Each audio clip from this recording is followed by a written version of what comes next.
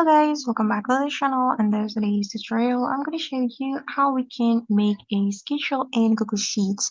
Let's get started. First of all, go to your Google Sheets, and if you want to create a schedule, we can use template that has been available on Google Sheets, and we can click on this template gallery.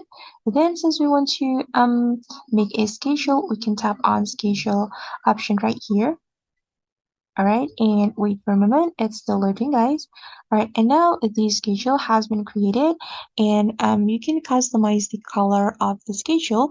And for me, I'm just going to choose this color, this green color, and I'm going to put conditional formatting to the schedule. So first of all, select the column like this. All right, and after that, we can click on format and choose conditional formatting.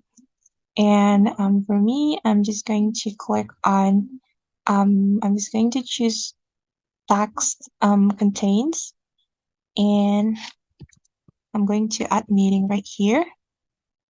And I'm going to choose red color, and then click on done. All right, and if we put meeting, so the cell will turn into a red cell like this.